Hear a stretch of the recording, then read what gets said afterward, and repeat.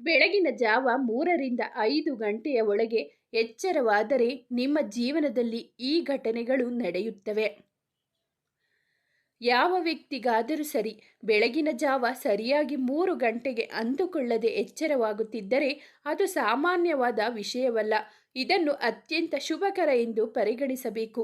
ಎಷ್ಟೋ ಜನರಿಗೆ ಸೂರ್ಯೋದಯ ಆದರೂ ಸಹ ನಿದ್ರೆಯಿಂದ ಎಚ್ಚರವಾಗುವುದಿಲ್ಲ. ಇನ್ನು ಕೆಲವರು ಯಾರಾದರೂ ಏಳಿಸಿದರೂ ಕೂಡ ಏಳಲು ಬಹಳ ಕಷ್ಟಪಡುತ್ತಾರೆ. ಆದರೆ ಇನ್ನು ಕೆಲವರಿಗೆ ಹಾಗಾಗಿ ಬ್ರಾಹ್ಮಿ ಮುಹೂರ್ತ ಅಂದರೆ ಬೆಳಗಿನ ಜಾವ 3 ರಿಂದ 5 ಒಳಗೆ ಎಚ್ಚರವಾಗುತ್ತದೆ. ಪ್ರಾಚೀನ ಕಾಲದಲ್ಲಿ ದೊಡ್ಡ ದೊಡ್ಡ ಋಷಿಮುನಿಗಳು ಈ ಬ್ರಾಹ್ಮಿ ಮುಹೂರ್ತದಲ್ಲಿ ಜಪ ತಪಗಳನ್ನು ಆಚರಿಸುತ್ತಿದ್ದರು. ಮನುಷ್ಯ ತನ್ನ ದಿನವನ್ನು ಆರಂಭಿಸಲು ಅತ್ಯಂತ ಶ್ರೇಷ್ಠವಾದ ಸಮಯ ಇದು ಎಂದು ಹೇಳಲಾಗುತ್ತದೆ. ಬೆಳಗಿನ ಜಾವ 3 ಗಂಟೆಯಿಂದ ದೇವಾನುದೇವತೆಗಳ ಶಕ್ತಿ ಎನ್ನುವುದು ಜಾಗೃತವಾಗಲು ಆರಂಭವಾಗುತ್ತದೆ.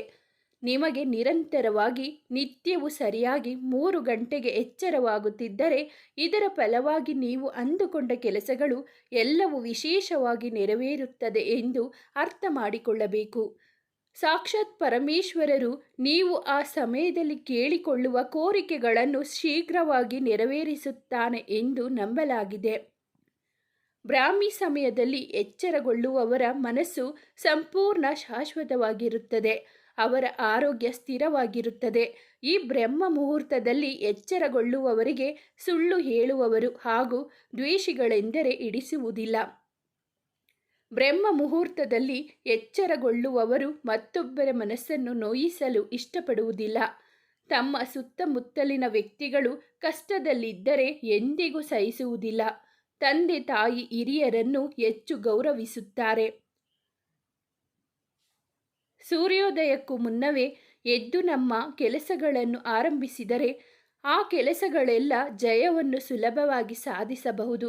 ಯಾರ ಮನೆಯಲ್ಲಿ ಸೂರ್ಯೋದಯಕ್ಕೂ ಮೊದಲೇ ಎದ್ದು ಮನೆ ಅಂಗಳ ಶುಚಿಗೊಳಿಸಿ ರಂಗೋಲಿ ಹಾಕುತ್ತಾರೋ ಆ ಮನೆಗೆ ಲಕ್ಷ್ಮೀದೇವಿ ಅನುಗ್ರಹ ಸದಾ ಇರುತ್ತದೆ.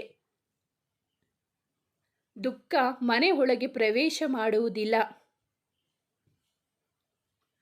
ಸೂರ್ಯೋದಯಕ್ಕೂ ಮುನ್ನವೇ ಎಚ್ಚರಗೊಳ್ಳುವ ವ್ಯಕ್ತಿ ಸೂರ್ಯ ದೇವರ ಅನುಗ್ರಹಕ್ಕೆ ಪಾತ್ರನಾಗುತ್ತಾನೆ. ಸೂರ್ಯ ದೇವನ ಮೊದಲ ಕಿರಣ ಯಾವ ಮನುಷ್ಯನನ್ನು ಮೊದಲ ಕಿರಣ ತಾಗುತ್ತದೆ ಆ ಮನುಷ್ಯನಿಗೆ ಹೆಜ್ಜೆ ಹೆಜ್ಜೆಗೂ ಅದೃಷ್ಟ ಏರ್ಪಾಡುತ್ತದೆ. ನಮ್ಮ ವೇದ ಪುರಾಣಗಳಲ್ಲಿ ಸೂರ್ಯ ದೇವರ ಕಿರಣಗಳನ್ನು ಕಾಮಧೇನು ಹೀಗೆ ಹೋಲಿಸಿದ್ದಾರೆ. ಹೇಗೆ ಕಾಮಧೇನು ಪ್ರತಿ ಕೋರಿಕೆ ನೆರವೇರಿಸುತ್ತದೆ ಹಾಗೆ ಸೂರ್ಯನ ಕಿರಣಗಳು ಮನುಷ್ಯನಿಗೆ ಹೆಚ್ಚು ಧನಾತ್ಮಕ ಶಕ್ತಿಯನ್ನು ನೀಡುತ್ತದೆ. ಒಂದು ವೇಳೆ ನೀವು ಅಂದುಕೊಳ್ಳದ ಬ್ರಾಹ್ಮಿ ಮುಹೂರ್ತದಲ್ಲಿ ಆಗಾಗ ಎಚ್ಚರವಾಗುತ್ತಿದ್ದರೆ ನಿಮ್ಮ ಜೀವನದಲ್ಲಿ ದೊಡ್ಡ ಬದಲಾವಣೆಗಳು ಮುಂದೆ ಬರಲು ಆರಂಭವಾಗುತ್ತದೆ. ಈ ಬ್ರಹ್ಮಾಂಡದಲ್ಲಿರುವ ಅದ್ಭುತ ಶಕ್ತಿ ಕೆಲವು ಸೂಚನೆಗಳನ್ನು ನಿಮಗೆ ನೀಡುತ್ತವೆ.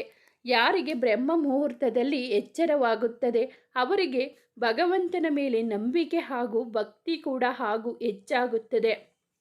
ಭಗವಂತನಿಗೆ ಹತ್ತಿರವಾಗುವುದಕ್ಕೆ ಈ ಬ್ರಹ್ಮ ಮುಹೂರ್ತ ಎಷ್ಟೋ ಶಕ್ತಿಯನ್ನು ನೀಡುತ್ತದೆ. ಪದ್ಮ ಪುರಾಣ ಹಾಗೂ ಇನ್ನಿತರ ಪುರಾಣಗಳಲ್ಲಿ ಬ್ರಾಹ್ಮಿ ಮುಹೂರ್ತದ ಬಗ್ಗೆ ವಿಶೇಷ ಉಲ್ಲೇಖವಿದೆ. ರಾತ್ರಿ ಮುಗಿಯುವ ಹೊತ್ತಿಗೆ ಹಗಲು ಆರಂಭವಾಗುವ ಸಮಯ. ಇದನ್ನು ಬಹಳ ಶಕ್ತಿಯುತವಾದ ಸಮಯ ಎಂದು ಹೇಳಲಾಗುತ್ತದೆ. ಸಾಕ್ಷಾತ್ ಸರಸ್ವತಿ ದೇವಿಯ ಆಶೀರ್ವಾದ ಈ ಸಮಯದಲ್ಲಿ ಹೆಚ್ಚಾಗುತ್ತದೆ ಎಂದು ಹೇಳಲಾಗುತ್ತದೆ. ಬ್ರಹ್ಮ ಮುಹೂರ್ತದಲ್ಲಿ ಸಾಕ್ಷಾತ್ ಬ್ರಹ್ಮನೇ ಶಿವನನ್ನು ಪೂಜಿಸಿ ಅನೇಕ ವರಗಳನ್ನು ಪಡೆದಿದ್ದನು ಎಂದು ಪುರಾಣಗಳಲ್ಲಿ ತಿಳಿಸುತ್ತವೆ. ಬ್ರಹ್ಮ ಮುಹೂರ್ತದಲ್ಲಿ ಹನುಮಂತ ಅಶೋಕವನ ತಲುಪಿದ್ದು ಹೌದು. ಸೀತಾಮಾತೆಯನ್ನು ಹುಡುಕಿ ಹೊರಟ ಹನುಮಂತ ಬ್ರಹ್ಮ ಮುಹೂರ್ತದಲ್ಲಿ ಅಶೋಕವನ ತಲುಪಿದ್ದ. ಅಲ್ಲಿ ವೇದ ಮಂತ್ರಗಳನ್ನು ಕೇಳಿ ಯಜ್ಞಗಳನ್ನು ನೋಡಿದ್ದರಿಂದ ವಾಲ್ಮೀಕಿ ರಾಮಾಯಣದಲ್ಲಿ ತಿಳಿಸಲಾಗಿದೆ. ಇಂತಹ ಶಕ್ತಿಶಾಲಿಯಾದ ಬ್ರಹ್ಮ ಮುಹೂರ್ತದಲ್ಲಿ ಎಚ್ಚರಗೊಂಡಾಗ ನಕಾರಾತ್ಮಕ ಯೋಚನೆಗಳನ್ನು ಮಾಡುತ್ತಾ ದಿನ ಆರಂಭಿಸಬಾರದು. ಬದಲಾಗಿ ಧನಾತ್ಮಕ ಆಲೋಚನೆ ಮಾಡುತ್ತಾ ದೇವರ ನಾಮಸ್ಮರಣೆ, ಪೂಜೆ, ಜಪಗಳೊಂದಿಗೆ ಶುಭಕರ ವಸ್ತುಗಳನ್ನು ನೋಡುತ್ತಾ ದಿನ ಆರಂಭಿಸಬೇಕು. ಹೀಗೆ ಮಾಡಿದರೆ ಆ ದಿನವೆಲ್ಲ ನೀವು ಮಾಡುವ ಎಲ್ಲ ಕೆಲಸಗಳಲ್ಲಿಯೂ ಯಶಸ್ಸು ಕಟ್ಟಿಟ್ಟ ಬುತ್ತಿ. ಬ್ರಹ್ಮ ಮುಹೂರ್ತದಲ್ಲಿ ಮಾಡುವ ಧ್ಯಾನವು ಬಹಳ ಶ್ರೇಷ್ಠಕರ. ಈ ಸಮಯದಲ್ಲಿ ಮಾಡುವ ಧ್ಯಾನದಿಂದ ಜೀವನದಲ್ಲಿ ನೀವು ಅಂದುಕೊಳ್ಳುವ ಕೆಲಸದ ಕಡೆ ಏಕಾಗ್ರತೆ ಹೆಚ್ಚಾಗಿ ಭಗವಂತನ ಅನುಗ್ರಹ ಸಿಕ್ಕಿ ಕಾರ್ಯಜಯ ಉಂಟಾಗುತ್ತದೆ. ಈ ಸಮಯದಲ್ಲಿ ಸಿಗುವ ಪರಿಶುದ್ಧ ಗಾಳಿಯು ನಮ್ಮ ದೇಹಕ್ಕೆ ಸೇರಿ ದೇಹದ ಪ್ರತಿ ಮೂಲೆ ಮೂಲೆಗೂ ನರನಾಡಿಗಳಿಗೂ ಶುದ್ಧ ಆಮ್ಲಜನಕವು ಸರಬರಾಜು ಆಗುತ್ತದೆ. ಇದರಿಂದ ಉತ್ತಮ ಆರೋಗ್ಯ ಹಾಗೂ ದೇಹಕ್ಕೆ ವಿಶೇಷ ಬಲ ಉಂಟಾಗುತ್ತದೆ. ಈ ಸಮಯದಲ್ಲಿ ಆಮ್ಲಜನಕದ ಪ್ರಮಾಣ ಪ್ರಕೃತಿಯಲ್ಲಿ 41% ಇರುತ್ತದೆ. ದಿನದ 24 ಗಂಟೆಯಲ್ಲಿ ಬ್ರಾಹ್ಮಿ ಮುಹೂರ್ತದ ಸಮಯ ಅತ್ಯಂತ ಉಪಯೋಗಕರ ಸಮಯ ಎಂದು ಹೇಳಬಹುದು. ಈ ಸಮಯದಲ್ಲಿ ಎಚ್ಚರಗೊಂಡವರಿಗೆ ನೆನಪಿನ ಶಕ್ತಿ ಹಾಗೂ ದೈಹಿಕ ಶಕ್ತಿ ವೃದ್ಧಿಯಾಗುತ್ತದೆ ಎಂದು ಹೇಳುತ್ತಾರೆ.